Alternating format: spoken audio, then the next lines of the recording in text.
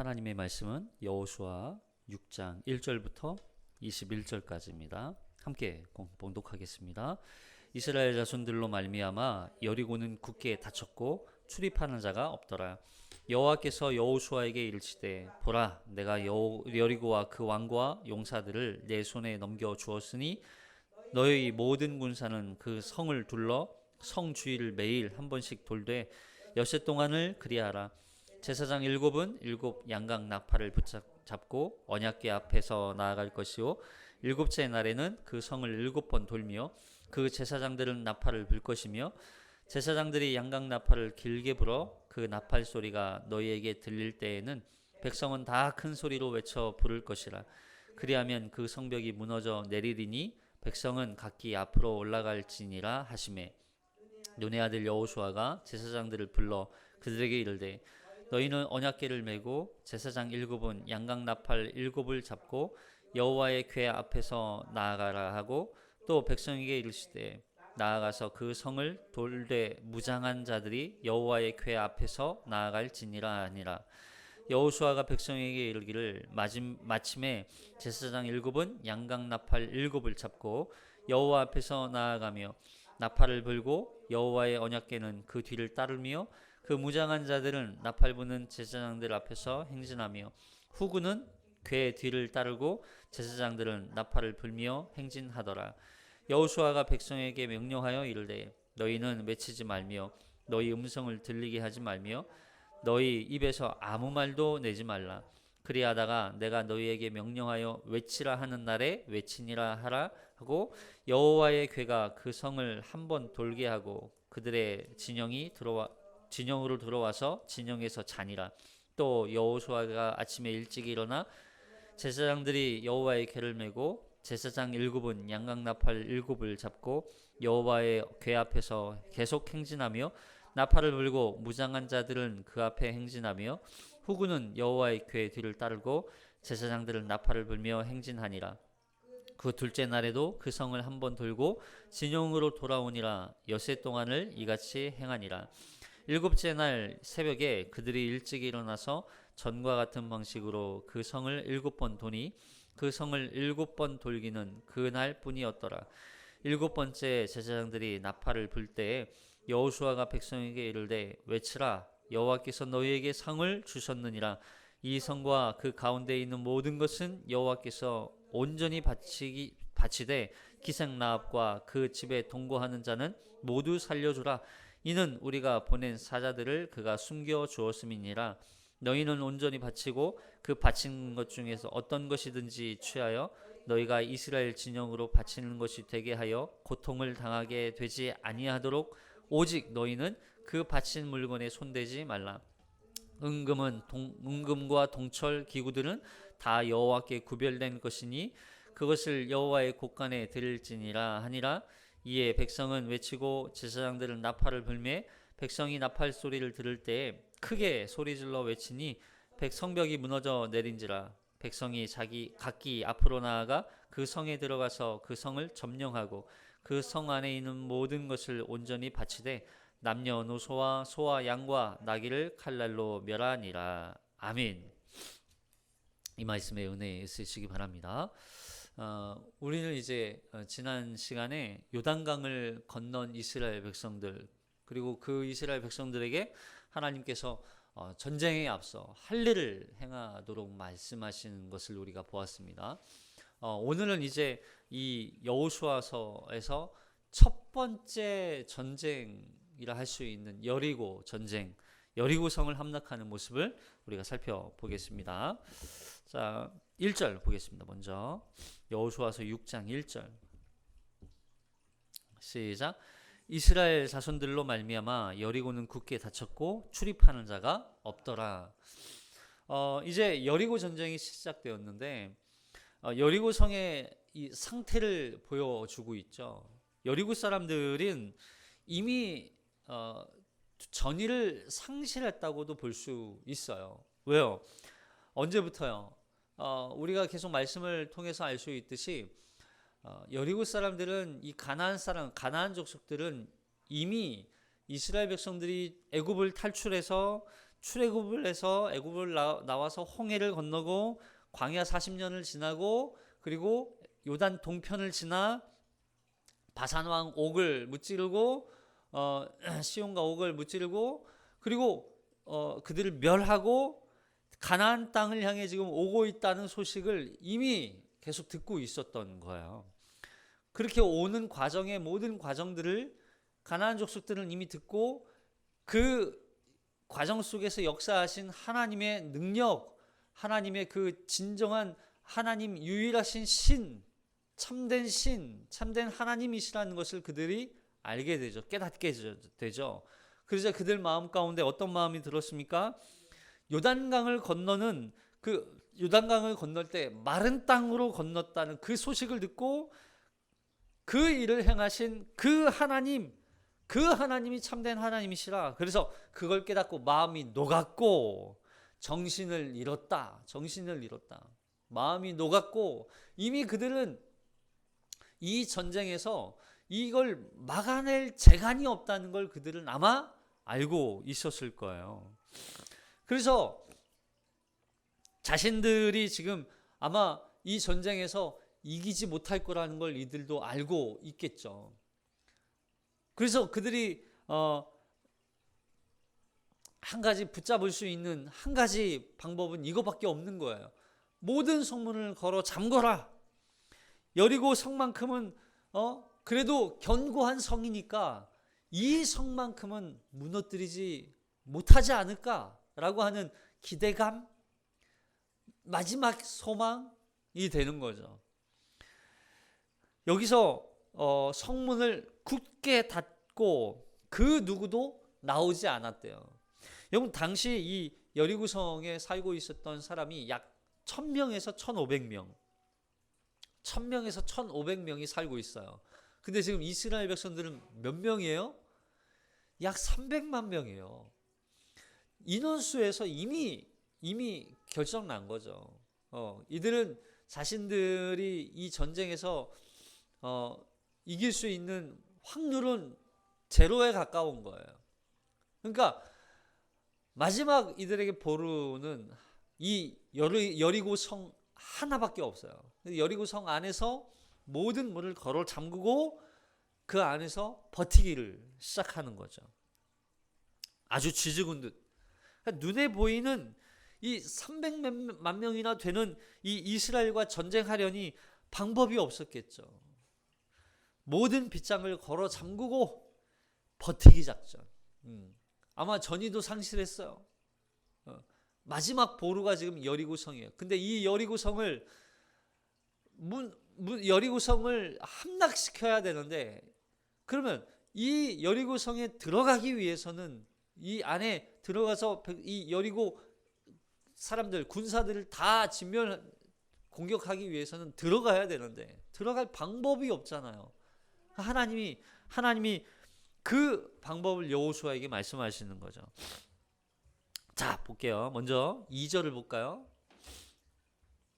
그때 여호와 하나님께서 여호수아에게 이렇게 말씀하십니다. 2절 시작. 여호와께서 여호수아에게 이르되 보라 내가 여리고와 그 왕과 용사들을 내 손에 넘겨주었으니. 여기 여호수아에게 이르시되 뭐라? 보라.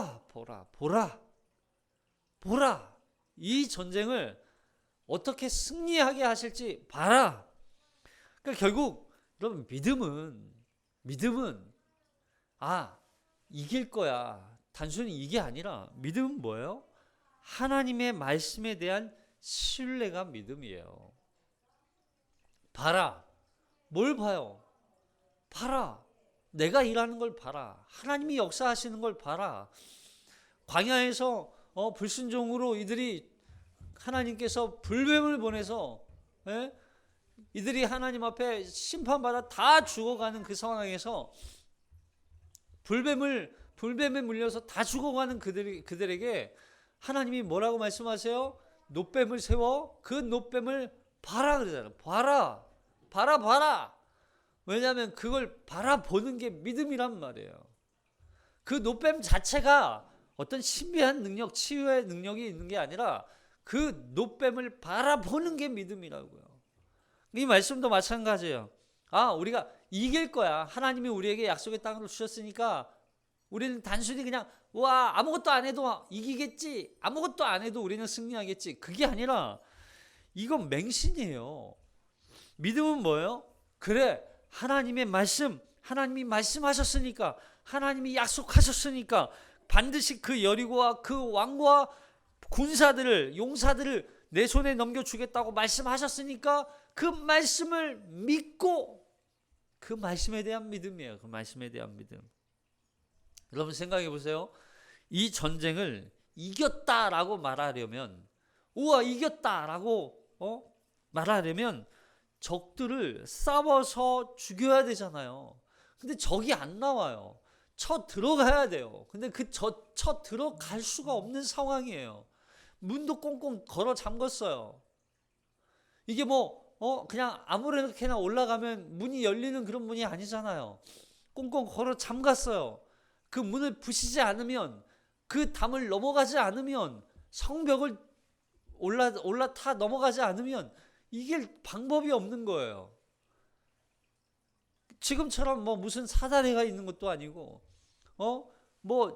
전차가 있어서 뭘 돌을 싸서 그런 것도 없잖아요. 이스라엘 백성들은 그냥 맨몸이에요, 맨몸. 그런 상황에 하나님은 이 여리고 성까지 넘기셨다는 거예요. 여기 이 표현이 참 재밌는 표현이에요. 내가 여리고와 그 왕과 용사들을 내 손에 넘겼다. 여러분, 하나님은 왕만 넘긴 게 아니에요. 용사들만 넘긴 게 아니에요. 뭐도 넘겨줬어요? 여리고도 넘기셨어요. 무슨 얘기냐면 여호수아를 비롯해서 이 이스라엘 백성들은요, 이건 생각도 못했을 거예요. 여리고성이 무너진다? 여리고성이 무너진다? 여러분, 이거 생각했겠습니까? 생각 못했을 거예요. 인간의 지식과 인간의 능력으로는 불가능한 것을 우리 하나님이시라면 하실 거라는 걸, 우리 하나님에 대한 그 신뢰, 그게 바로 믿음이라는 거예요. 그래서 봐라, 하나님이 일하시는 걸 봐라, 하나님이 역사하시는 걸 봐라, 하나님의 구원하심을 봐라. 너희 능력과 너희 실력으로 가능한 게 아니다. 그게 믿음이란, 그 하나님에 대한 신뢰가 믿음이란 말이에요. 자, 그런데 이 전쟁에 대한 승리의 전술이 뭐예요? 이 전쟁, 이 여리고, 그럼 어떻게 함락해요? 이 여리고 성을 어떻게 무너뜨려요? 이게 하나님의 방법이죠. 자,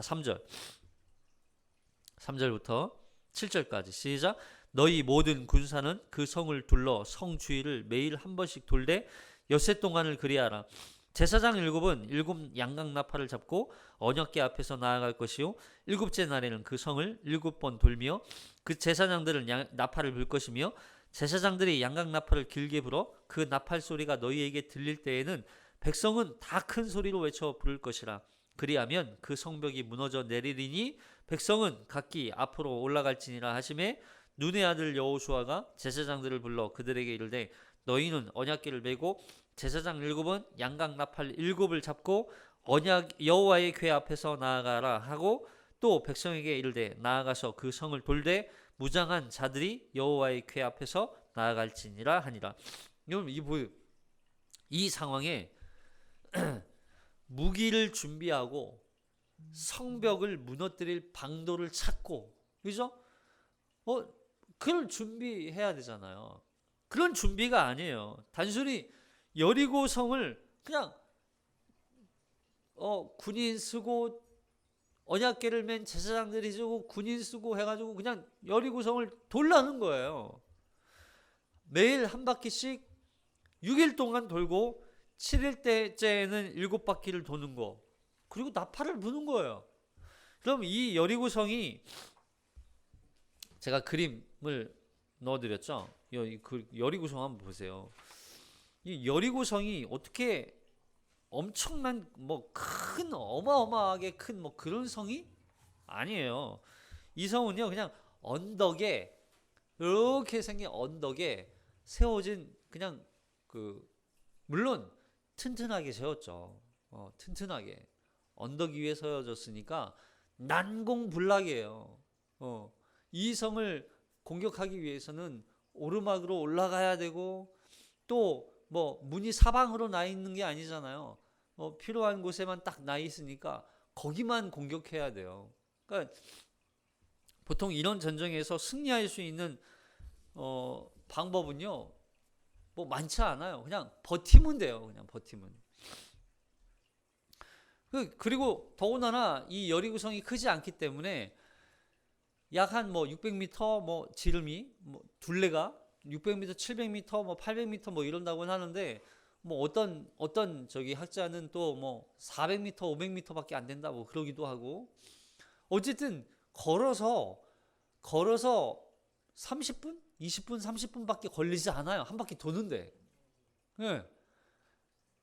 그러면 결국 이 전쟁은 이스라엘 백성들이 지금 서 있는 이것도 보이시죠? 행진할 때 행렬, 성전 행진할 때 행렬을 보면 가운데 여리고성이 있고, 그리고 먼저 앞에 선봉 부대가 서요. 선봉 부대가. 그 뒤를 누가 따라요?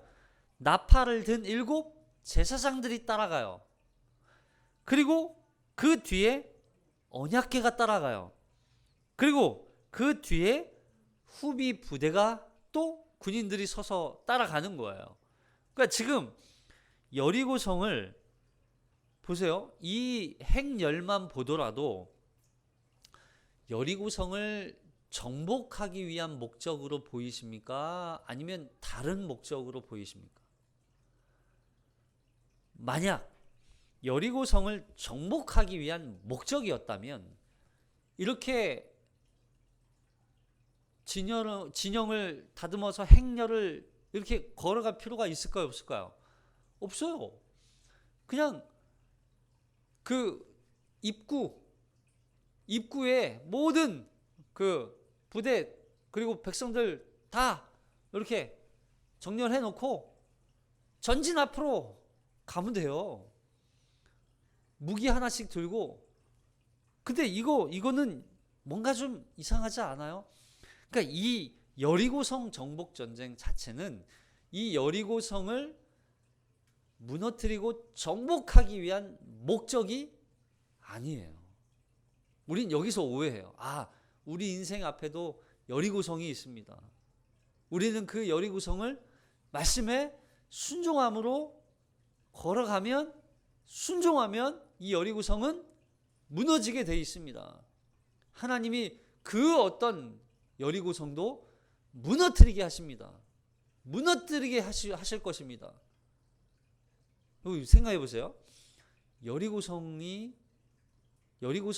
누가 우리 인생 앞에 주셨을까요? 우리가 여리고성을 만들었어요? 근데 우리가 살아가면서 여리고성을 만나요. 그럼 그 여리고성은 우리가 원하지 않는데 생기는 여리고성이란 말이에요. 그 문제란 말이에요. 거대한 성벽이란 말이에요. 그 성벽을 하나님이 우리에게 시험거리로 주셔서, 야, 순종하는지 안 하는지 볼게. 순종해라. 그럼 여리고성 무너뜨려 줄게. 이런 목적으로 주셨을까? 다른 목적이 있다는 거죠. 그 목적이 뭘까요? 여러분, 이 여리고성은 하나님이 우리에게 이 가나안 이스라엘 백성뿐만 아니라 이 여리고성을 향한 메시지가 있어요. 가나안 땅을 향한 메시지가 있다고요. 그게 뭐냐면 바로 희년이에요. 희년. 자, 여기 레위기 25장에 보면, 레위기 25장 8절 시작. 너는 7 안식년을 계수할지니 이는 7년이 7번인즉 안식년 7번 동안 곧 49년이라. 7째 달 열흘날은 속죄일이니 너는 뿔나팔 소리를 내되 전국에서 뿔나팔을 크게 불지니 너희는 50년째 해를 거룩하게 하여 그 땅에 있는 모든 주민을 위하여 자유를 공포하라. 이 해는 너희에게 희년이니 너희는 각각 자기의 소유지로 돌아가며 각각 자기의 가족에게로 돌아갈지니라. 보세요. 여기 이걸 희년으로 해석하는 게 조금 무리가 있다, 또는 성경적으로 이 희년과 이 여리고 성 공격한 것과는 뭐 큰 연관이 없다 이렇게 보기도 해요. 근데 희년의 의미가 아예 없는 게 아니거든요. 왜냐하면 7년 희년은 뭐냐면 6년 동안 종살이 해요. 노예로 살아요. 그 밭을 다 팔았죠. 근데 7년째 안식년에는 그걸 돌려줘요. 안식년은 돌려줘요. 이걸 몇 번 하면 7년을 7번. 그래서 7 안식년을 계수해요. 그럼 7년이 7번인즉 안식년 7번. 안식년이 7번이 되고 그리고 7번이 지난 안식년 때 마지막 49, 50년 때죠. 그래서 50년 때는 꼭 반드시 뭘 하게 되냐면 희년을 선포하게 돼 있어요. 그 희년이 되면 땅과 집 담보로 다 이렇게 넘겨주었던 세했던 그 모든 그걸 다 원주인에게 다시 돌아가요. 그리고 노예도 다시 다 해방돼요. 모든 부채가 다 탕감받아요.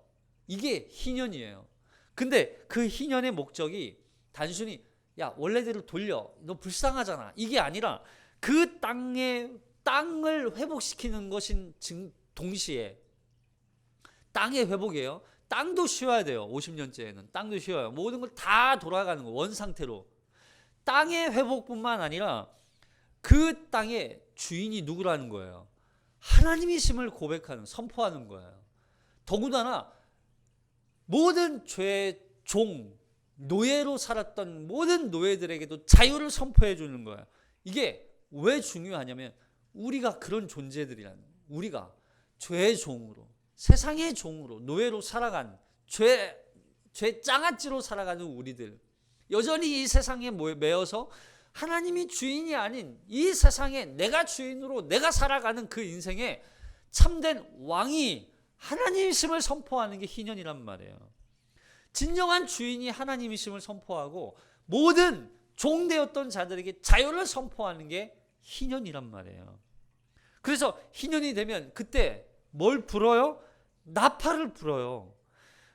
전국 모든 거민에게 자유가 선포되었다. 너희는 이제 너희가 상속받았던 그 땅, 원래 그 땅으로 돌아가라. 그 땅이 이제는 회복되어야 한다. 이 땅의 주인은 하나님이시다. 이로써 여리고성에 더 나아가서 이 가나안 전체 땅에 하나님의 희년이 선포되었다. 그러면 희년이 선포된다는 건 곧 주인이 하나님이심을 고백하는 거예요. 이게 희년이에요. 그러니까 결국 죄의 종, 우상 숭배, 세상에 자기가 왕으로 군림해서 자기가 인생을 살아갔던 그 인생에 원래 주인이신 하나님의 소유, 하나님의 절대 주권 이걸 선포하는 거고 그래서 17절에 가면 뭐가 나오냐면 하람이라는 그 진멸하라는 말이 나와요. 진멸하라. 남녀노소 또 모든 다 진멸하라. 왜 진멸해요? 여러분 이 진멸이 단순히 다 죽여라. 하나님은 잔인한 하나님이다. 하나님은 죽이는 하나님이다. 그런 목적이 아니라 이게 누구의 것? 하나님의 것. 그러나 부정하게 된 그 모든 것들 그것들에 대해서는 하나님이 심판하시는 하나님을 보여주는 거예요. 그래서 원래 주인이신 하나님의 것 다시 원래 주인에게 돌려드리는 거 이게 희년이란 말이에요. 그러면 이 여리고성을 함락하고 정복하는 이 전쟁은 여리고성에 대한 보세요. 제가 여기 기록되어 있어요. 하나님의 관점에서 보면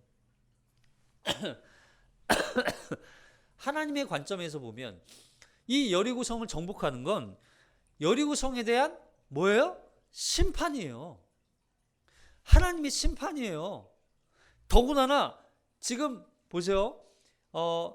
7일이라는 시간을 허락해 주잖아요. 왜 굳이 하나님은 왜 바로 무너뜨려 주셨으면 좋았을 걸 왜 이스라엘 백성들에게 나팔을 불게 하고 행진을 하게 하고 왜 돌게 하고 그냥 하나님이 원하지 않고 뭐 생각대로 뭐 이해가 되지 않아도 이스라엘 백성들에게는 그냥 순종해야 되는구나. 그냥 단순히 순종 얘기하는 거예요? 아니에요. 순종 얘기가 아니라, 물론 순종 얘기도 있죠. 그 땅을 향한 여리고 성에 대한 하나님의 구원의 메시지가 선포되는 거예요. 지금 이 땅, 가나안 땅뿐만 아니라 이 여리고 성은 지금 하나님의 절대 주권이 이 땅에 선포되어서 이 땅은 하나님의 땅이다. 너희가 이 땅에 심판받지 않기 위해서는 지금 문 열고 나와라. 이거 메시지예요. 여리고 성에 대한 구원의 메시지란 말이에요. 구원의 메시지. 나팔을 불잖아요. 나팔. 여러분, 이 나팔을 불 때 이 나팔이 종류가 한 3가지 정도로 성경에 나와요. 저기 기록해 놨어요. 성경에 3종류의 나팔이 등장하는데, 하나는 은나팔, 하초체라라고 하는 은나팔이에요. 이 은나팔은 금속 재질로 만들어져서 약 45cm, 좀 길어요. 그리고 여기 나팔, 이 여호수아서에 기록된 이 나팔은 무슨 나팔이냐면 이 쇼파르라고 하는 나팔이에요. 쇼파르. 이건 양각 나팔. 양각이 바로 양의 뿔로 만들어진 나팔이에요. 양각 나팔. 그래서 이 양각 나팔은요, 이 전쟁에 앞서서 보통 전쟁할 때 큰 하나님의 역사, 능력, 하나님의 어떤 이게 나타날 때 양각 나팔을 불러요. 그리고 숫 양의 뿔 나팔, 이게 불려요. 이게 요벨이라고 하는 나팔인데, 이 나팔이 언제 불렸냐면 희년을 선포할 때 불려져요. 희년을 선포할 때. 그래서 요벨이라는 나팔을 불어서 무엇인가를 선포하거나 신호를 줄 때 목적으로 사용하는 게 이 요벨이에요. 근데 여기서 쓰인 게 쇼파르라고 하는 나팔이에요. 쇼파르, 양각 나팔, 전쟁, 이 땅에 대한 하나님의 심판, 너희는 멸망한다, 망하고야 말 것이다. 그러면 이 뿔 나팔 소리를 들은 여리고 성 사람들은 뭘 경험해야 돼요? 하나님의 심판이야? 우리는 무너질 거야. 우리는 멸망당할 거야. 우리는 끝났어. 끝장이야. 뭐 해야 돼요? 나와야죠. 문 열고 하나님 앞에 나와야죠. 그럼 이스라엘 백성들은 지금 이들을 다 죽일 목적으로 온 게 아니에요. 이 땅에 하나님의 주권을 선포하기 위해서, 이 땅에 하나님이 주인이심을 선포하기 위해서 지금 행진을 하고 있는 거예요. 그래서 보세요. 그러면 이스라엘 백성들의 관점에서 보면 이 여리고성 정복은 뭐예요? 보세요. 하나님을 향한 신뢰와 철저한 순종이죠. 왜냐하면 불순종과 자만, 그들이 자만으로 말미암아 심판을 경험했기 때문에 하나님의 명령에 대한 순종이에요. 물론 순종이 있죠. 그러나 그 순종을 통하여서 이 하나님의 명령에 대한 순종이 이 여리고성을 함락하는데 절대적이고 결정적인 역할을 했습니까? 그건 아니라는 거예요. 그래서 여리고성의 관점이 중요해요. 여리고성은 7일이라고 하는 기간이 선포되는 거예요. 7일 동안. 그 7일 동안 여리고성 사람들은 자신들의 우상숭배와 불순종과 모든 죄악에 대한 회개와 돌이킴이 있어야 되는 거예요. 그러지 않았다는 거죠. 그 일로 인해서 결국에는 그들이 멸망당하는 거예요. 그래서 이 여리고성을 정복하는 건 목적이 뭐였어요? 단순히 여리고성을 무너뜨리고 정복하고 죽이기 위한 목적이 아니라 그 땅을 향한 하나님의 회복의 메시지, 복음의 메시지가 선포되기를 원하시는 거예요. 복음을 선포하기 위한 목적이었던 거죠. 자, 그래서 이 나팔을 불고 지금 행진하는 이 모습은 왕의 행렬이에요. 왕의 행렬. 자, 지금 그림 보시면 여리고성을 행진하는 이 행렬을 보면 군대가 있고 나팔을 불고 제사장이죠. 그리고 제사장들 언약궤는 뭐예요? 하나님의 임재잖아요. 그러니까 이 여리고 성을 주위를 도는 걸 통해서 하나님이 이곳에 임재하셨다. 하나님이 왕이시다. 하나님은 이 이스라엘 땅의 주인이시다. 이 가나안 땅의 주인이시다. 그리고 하나님이 이 땅에 참된 신으로, 참된 진정한 통치자로, 절대 주권자로 이곳에 임재하는 걸 상징하는 거예요. 이해되시죠? 자, 그래서 이 나팔을 부는 것도 단순히 그냥 이 어떤 신호를 알리기 위한 그런 목적이 아니라, 이 군인들이, 그러니까 군인들이 전쟁에 앞서서 사기를 올리기 위한 그런 목적으로만 쓰이는 것이 아니라, 여기에서 나팔을 불었던 이유는 바로 이 전쟁이 여호와 하나님의 전쟁임을 선포하는 거예요. 이 전쟁으로서 여리고라고 하는 강력한 대적들, 이 대적으로부터 하나님이 지금 너희에게, 하나님이 구원을 너희에게 선포한다. 그래서 자, 민수기 10장 9절 보면, 민수기 9장 10절, 민수기 9장 10절 시작. 또 너희 땅에서 너희가 자기를 압박하는 대적을 치러 나갈 때에는 나팔을 크게 불지니, 그리하면 너희 하나님 여호와가 너희를 기억하고 너희를 너희의 대적에게서 구원하시리라. 보세요. 너희를 압박하는 대적을 치러 갈 때, 여리고도 마찬가지죠. 압박하는 대적을 치러 갈 때 나팔을 크게 불어라. 나팔을. 그러면 그 나팔 소리를 하나님이 들으시고, 그 여호와 하나님께서 그 너희를 기억하시고 너희를 그 대적으로부터 구원하시리라. 그러니까 나팔을 부는 건 단순히 야 신호해, 와 이거 하기 위한 신호가 아니라, 어떤 군인들의 사기를 올리기 위한 그런 목적이 아니라, 하나님이 우리를 구원하신 그 구원을 너희가 기대하면서 부는 거예요. 하나님이 약속하셨기 때문에. 그러니까 나팔은 하나님을 향한, 하나님 우리 지금 나팔 불어요. 하나님 잘 듣고 계시죠? 하나님이 약속하신 그 약속을 이루십시오. 하나님 우리를 구원하십시오. 우리를 도우십시오. 하나님 하나님 역사하십시오. 하나님 나타나십시오. 이곳에 임재하십시오. 이게 바로 나팔이란 말이에요. 그래서 이 나팔 소리를 들으시고 여호와 하나님께서 당신의 약속을 기억하셔서 이 전쟁에 여호와의 군대 대장으로 이 땅에 오셔서, 이곳에 오셔서 이 전쟁을 반드시 승리하게 하실 것을 믿음으로 선포하는 게 바로 나팔을 부는 거예요. 그러면 여러분, 그럼 이 나팔을 언제 불러요?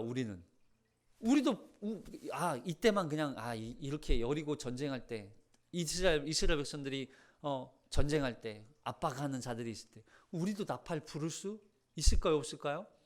있어요. 여러분, 우리가 이 땅에서 살면서 우리도 이 땅에서 나팔로서 이 땅에 살아요. 뭐예요? 나팔을 분다는 건 쉽게 말해서 이런 거예요. 하나님 앞에 부르짖는 거예요. 나팔을 불어야 돼요. 하나님이 그 나팔 소리를 들으시고, 우리의 기도 소리를 들으시고, 하나님이 우리를 기억하시고 우리를 모든 원수 대적으로부터 우리를 지키시는 거예요. 우리를 보호하시는 거예요. 우리를 승리케 하시는 거예요. 이게 나팔 소리예요. 그래서 우리는 이 땅에서 나팔로 살아가는 거예요. 첫 번째는 하나님의 복음을 위한 나팔로 살아가고, 두 번째는 하나님 앞에 우리 하나님 도움을 구하는 이 신호로서의 나팔로서 살아가는 거예요. 자, 그래서 이 나팔을 부는 게 그냥 아무 의미 없이 나팔을 불었던 게 아니라는 거죠. 자, 그러면서 이제 9절부터 보시면 9절, 6장 9절 시작. 그 무장한 자들은 나팔 부는 제사장들 앞에서 행진하며 후군은 그의 뒤를 따르고 제사장들은 나팔을 불며 행진하더라. 여호수아가 백성에게 명령하여 이르되 너희는 외치지 말며 너희 음성을 들리게 하지 말며 너희 입에서 아무 말도 내지 말라. 그리하다가 내가 너희에게 명령하여 외치라 하는 날에 외치느냐 하고 여호와의 궤가 그 성을 한번 돌게 하고 그들이 진영으로 들어와서 진영에서 자니라. 또 여호수아가 아침에 일찍 일어나니 제사장들이 여호와의 궤를 메고 제사장 7은 양강 나팔 7을 잡고 여호와의 궤 앞에서 계속 행진하며 나팔을 불고 무장한 자들은 그 앞에 행진하며 후군은 여호와의 궤 뒤를 따르고 제사장들은 나팔을 불며 행진하니라. 그 둘째 날에도 그 성을 한 번 돌고 진영으로 돌아오니라. 엿새 동안을 이같이 행하니라. 이렇게 여호와 하나님의 명령대로 이스라엘 백성들이 순종합니다.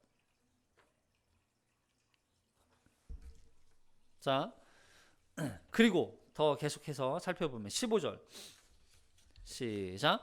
일곱째 날 새벽에 그들이 일찍 일어나서 전과 같은 방식으로 그 성을 7번 도니 그 성을 7번 돌기는 그날뿐이었더라. 일곱 번째 제사장들이 나팔을 불 때 여호수아가 백성에게 이르되 외치라. 여호와께서 너희에게 이 성을 주셨느니라. 이 성과 그 가운데 있는 모든 것은 여호와께 온전히 바치되 기생나합과 그 집에 동거하는 자는 모두 살려주라. 이는 우리가 보낸 사자들을 그가 숨겨주었음이니라. 너희는 온전히 바치고 그 바친 것 중에서 어떤 것이든지 취하여 너희가 이스라엘 진영으로 바치는 것이 되게 하여 고통을 당하게 되지 아니하도록 오직 너희는 그 바친 물건에 손대지 말라. 은금과 동철 기구들은 다 여호와께 구별된 것이니 그것을 여호와의 곳간에 드릴지니라 하니라. 이에 백성은 외치고 제사장들은 나팔을 불매 백성이 나팔 소리를 들을 때에 크게 소리질러 외치니 성벽이 무너져 내린지라. 백성이 각기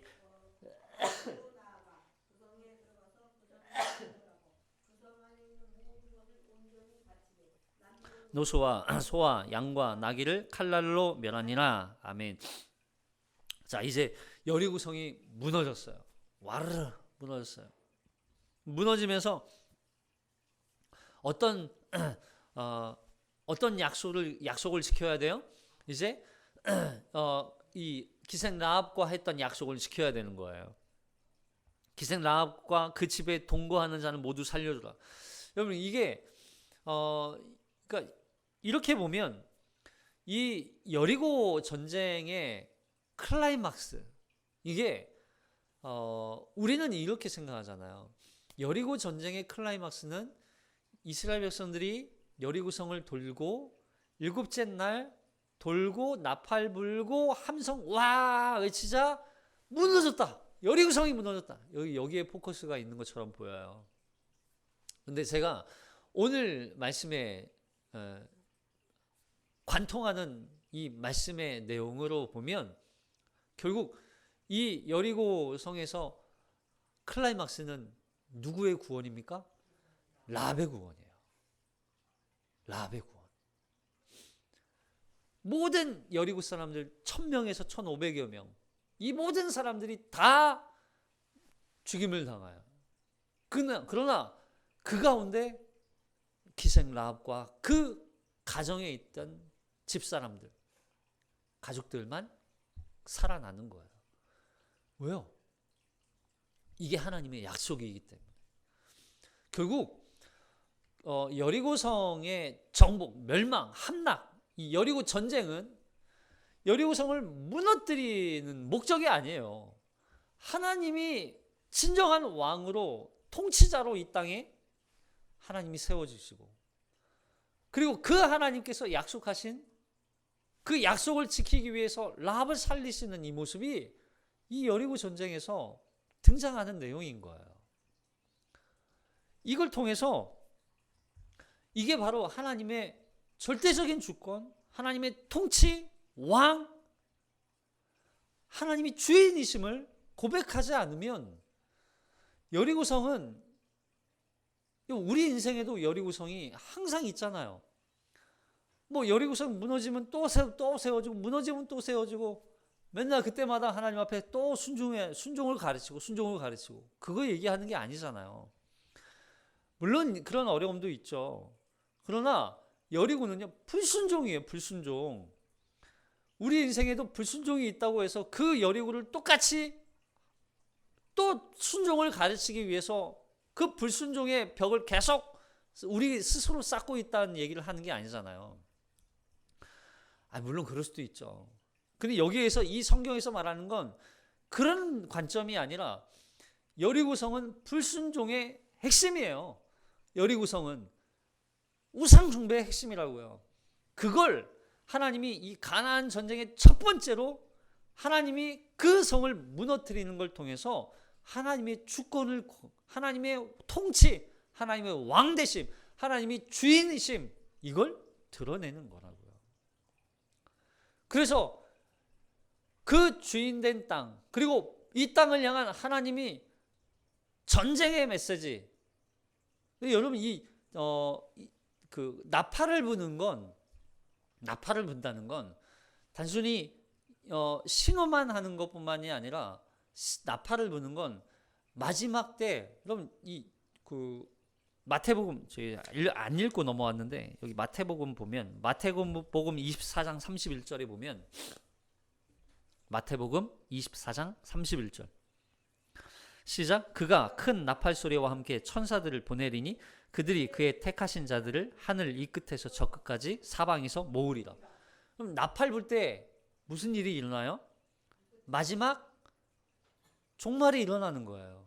나팔을 불 때 큰 나팔 소리가 함께 천사들을 보내리니 그들이 그의 택하신 자들을 그 하늘 이 끝에서 저 끝까지 사방에서 모으리라. 하나님의 백성, 택하신 백성, 구원받을 하나님의 자녀들이 이 끝에서부터 저 끝까지 다 일어나는 거예요. 사방에서 모아지는 거예요. 그리고 무슨 현상이 일어나요? 정말 마지막, 하나님의 마지막 심판이 이루어지는 거예요. 그래서 나팔 불 때라고 하는 건 이 사상으로 보면 지금 심판이 선포되는 거예요. 심판이. 그리고 뿐만 아니라 심판이 선포된다는 건 이스라엘 백성들 입장에서는 다시 마지막 구원의 선포도 동일하게 이루어지는 거죠.